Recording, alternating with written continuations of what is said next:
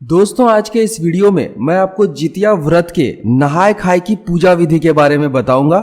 नहाय खाए की जो पूजा विधि है वो थोड़ी जटिल है, इसीलिए वीडियो को ध्यान से पूरा देखिएगा, तभी आपको समझ में आएगा। और वीडियो अच्छा लगेगा तो इसको लाइक जरूर कीजिएगा। दोस्तों, पहले मैं आपको वर्ष 2023 की जितिया व्रत के बारे में कुछ महत्वपूर्ण बातें बता देता हूँ। इस व्रत में 3 भाग होते हैं। पहले दिन नहाय खाए किया जाता है, दूसरे दिन निर्जला व्रत रखा जाता है और तीसरे दिन इसका पारण किया जाता है। वर्ष 2023 में जीवित पुत्रिका का व्रत 6 अक्टूबर 2023 दिन शुक्रवार को रखा जाएगा।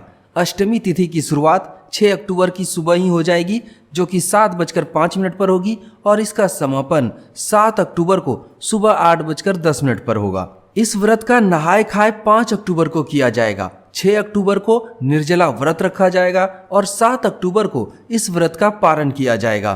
पारण का जो शुभ समय है उसको भी नोट कर लें। पारण का शुभ समय 7 अक्टूबर दिन शनिवार 8:10 सुबह से लेकर दोपहर तक कभी भी किया जा सकता है। दोस्तों, अब हम जानते हैं नहाय खाए की पूजा विधि को। नहाय खाए के दिन सूर्योदय से पहले उठें, अपने पूरे घर को साफ एवं स्वच्छ करें, अपने मंदिर और पूजा वाली जगहों को अच्छे तरीके से साफ कर लें। संभव हो तो ये साफ सफाई का काम एक दिन पहले ही कर लें। अब सबसे पहले आपको पवित्र नदी में, जैसे गंगा नदी में स्नान करना है। यदि आपके घर के आसपास गंगा नदी नहीं है तो फिर आप अपने नहाने के पानी में ही थोड़ा सा गंगा जल मिला करके उससे स्नान कर सकते हैं। इसके बाद आपको अपने घर के जो पास में कोई पोखर या तालाब है वहाँ पर जाना है। अगर आप वहाँ नहीं जाना चाहते हैं तो अपने घर में ही एक गड्ढा सा खान लें और उसी में आपको पूजा करना है। अगर आप ये भी नहीं कर सकते हैं तो अपने घर में छत या फिर किसी ऐसी जगह पर, साफ जगह पर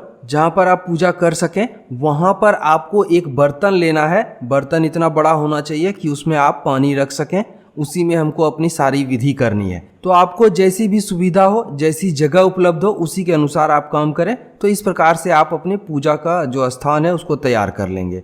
ध्यान रखना है कि नहाने के तुरंत बाद ही इस पूजा को करते हैं। तो कई व्रती क्या करती हैं कि नहाने के बाद वो कपड़े भी नहीं बदलती हैं, भीगे ही कपड़ों में इस पूजा को करती हैं। तो आप भी नहा करके सीधा इस पूजा को कर सकते हैं।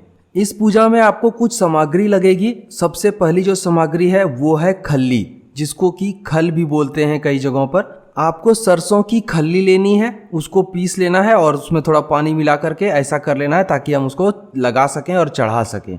इसके बाद जो दूसरी सामग्री लगेगी वो लगेगी आम का डंठल, और उसके बाद जो तीसरी सामग्री लगेगी वो लगेगी आपको सरसों का तेल, और उसके बाद आपको सिंदूर लगेगा और जो पूजा करने के लिए अगरबत्ती, धूप वगैरह जो भी आप लगा सकते हैं वो सब आपको इंतजाम पहले ही कर लेना है। तो अब हम पूजा शुरू करेंगे। पूजा शुरू करने में आपको कुछ बातों का ध्यान रखना है। इसकी जो पूजा होती है वो झिंगली के पत्तों पे होती है। झिंगली एक प्रकार की सब्जी होती है जिसे कई जगहों पे तुरई भी बोला जाता है। तो उसके पत्ते, उस पे आपको इसकी पूजा करनी है। तो आपको एक पत्ता रखना है जिसमें कि आपको जितवाहन बाबा की पूजा करनी है, और 2 पत्ते रखने हैं जिसमें चील और सियार की पूजा करनी है। चील और सियार की पूजा क्यों करते हैं, इसके पीछे एक प्राचीन व्रत कथा है। उस व्रत कथा को आप हमारे चैनल पर सुन सकते हैं। तो हमें वो 2 पत्ते जो लगाने हैं वो लगाने हैं चील और सियार के लिए। सबसे पहले आपको जो आपने गड्ढा खान रखा है उसको अच्छे तरीके से फूल और पत्तों से सजा लेना है। उसके बाद आपको गड्ढे के पास 5 टीका लगाना है। सिंदूर की मदद से आप 5 टीका लगा लेंगे।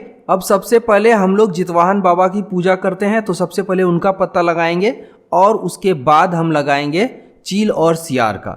अब इन पत्तों में सबसे पहले जो सरसों का खल्ली है उससे हम लोग पूजा करेंगे। तो सबसे पहले आप सरसों खल्ली दाएं हाथ से जितवाहन बाबा में का जो पत्ता है उसमें लगाएंगे, और उसके बाद दाएं हाथ से चील वाले पत्ते में लगाएंगे और सियार वाले पत्ते में बाएं हाथ से लगाएंगे।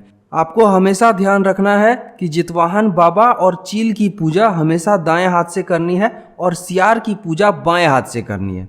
इसके बाद हम लोग आम का जो डंठल मैंने बोला उसको हम लोग को चढ़ाना है। तो आम का डंठल भी हम दाएं हाथ से जितवाहन बाबा में और दाएं हाथ से ही चील में और बाएं हाथ से सियार में डालेंगे। इसके बाद सरसों का तेल भी चढ़ाया जाता है। तो सरसों का तेल भी हम उसी विधि से सब में चढ़ाएंगे। इसके बाद फूल, और जो भी आपके पास अवेलेबल है फूल, उस फूल को आप सभी पत्तों में उसी क्रम में दाएं हाथ से जितवाहन बाबा और चील को और बाएं हाथ से सियार को चढ़ा देंगे। तो इस प्रकार से हमें जो भी सामग्री जो लगती है जितिया में वो हम लोगों ने चढ़ा दी है। अब हम लोग धूप और अगरबत्ती दिखाएंगे और जितवाहन बाबा को प्रणाम करेंगे और बाकी फिर चील और सियार वाले पत्ते में भी दिखा देंगे और हमने जो पोखर बना रखा है वहाँ पर भी हम धूप अगरबत्ती दिखा देंगे। दोस्तों, जिनके सास ससुर नहीं होते हैं वो लोग जो पितरों की पूजा होती है उसके लिए 21 पत्ते अलग से लगाते हैं। तो आप देख सकते हैं कि 21 पत्ते जो हैं झिंगली के 21 पत्ते आपको अलग से लगा देना है अपने पितरों के लिए। तो पितरों की पूजा भी हम लोग उसी प्रकार से करेंगे, उसी तरह से सारी सामग्री हम सारे पत्ते पर लगाएंगे। तो पितरों की पूजा के लिए 21 पत्ते अलग से रख लीजिएगा। इसके बाद हम लोग जल से चितवाहन बाबा का जो पत्ता है उसको नीच देंगे और उसके बाद फिर दाएं हाथ से ही चील के पत्ते को नीचेंगे और बाएं हाथ से सियार के पत्ते को नीच देंगे। इस प्रकार से अब यहाँ पर आपकी पूजा संपन्न हो गई। इसके बाद आपको क्या करना है कि जो जितवाहन बाबा का जो पत्ता है उसको अब हम पोखर में विसर्जित करेंगे। तो आपने जो भी पोखर बना रखा होगा उसमें आपको इन पत्तों को विसर्जित कर देना है। तो सबसे पहले जितवाहन बाबा का दाएं हाथ से विसर्जित करेंगे, फिर हम चील का दाएं हाथ से करेंगे और फिर जो सियार होगा उसका भी बाएं हाथ से करेंगे। दोस्तों, अभी हमारी आधी पूजा संपन्न हुई है। यहाँ पर अब हम क्या करेंगे कि जो सरसों का खल्ली था उसे महिलाएं अपने बालों में लगाती हैं और उसके बाद स्नान करती हैं। तो सरसों के खल्ली बालों में आज लगा के ज़रूर स्नान करना चाहिए। तो ये वाली जो नियम है उसको आप ज़रूर याद से कर लीजिएगा।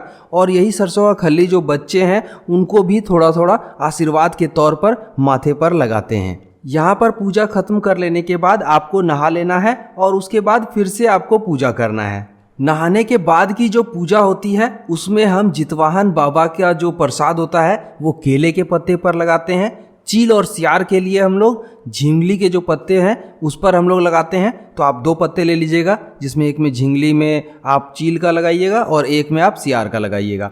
और बाकी जो पितर की पूजा करते हैं उसके लिए 21 पत्ते झिंगली के रखे जाते हैं, उसको आप अपने बाईं साइड में रख लीजिएगा और उसमें उसका प्रसाद लगाइएगा। जो प्रसाद लगाया जाता है उसमें मुख्य तौर पर दही, चूड़ा और खजली लगाया जाता है। आप चाहें तो मौसमी फल भी लगा सकते हैं। तो अब सबसे पहले हम क्या करेंगे, जितवाहन बाबा का प्रसाद लगाएंगे तो उसमें हम लोग चूड़ा, दही और खजली का भोग लगाएंगे। इसके बाद चील का भी हम प्रसाद लगाएंगे तो उसमें हम दाएं हाथ से लगाएंगे और सियार के लिए हम लोग बाएं हाथ से लगाएंगे। फिर जो हम लोग पितरों का करेंगे उसको फिर से हम दाएं हाथ से ही लगाएंगे। 21 पत्तों पर उसी प्रकार से दही, चूड़ा और खजली लगाएंगे। तो इस प्रकार से हम सारा भोग भाग तैयार कर लेंगे। इसके बाद हम जितवाहन बाबा की पूजा करेंगे, धूप अगरबत्ती दिखाएंगे और बाबा से अपने बच्चों की कुशलता और लंबी उम्र की प्रार्थना करेंगे। आप चाहें तो जितिया की व्रत कथा को भी सुन सकते हैं। उसके बाद आप आरती करें और धूप अगरबत्ती दिखा करके बाबा को प्रणाम करके अब आप यहाँ पर नहाय खाए की पूजा समाप्त कर सकते हैं। दोस्तों, इस पूजा को करने के बाद ही व्रती को खाना खाना है। जैसा कि इस पूजा का नाम है नहाय खाए, तो आपको भी जो नहाय खाए की पूजा करनी है वो बिल्कुल इसी प्रकार से करनी है और कोई भी प्रकार का भोजन जो है वो नहाने के बाद ही करना है।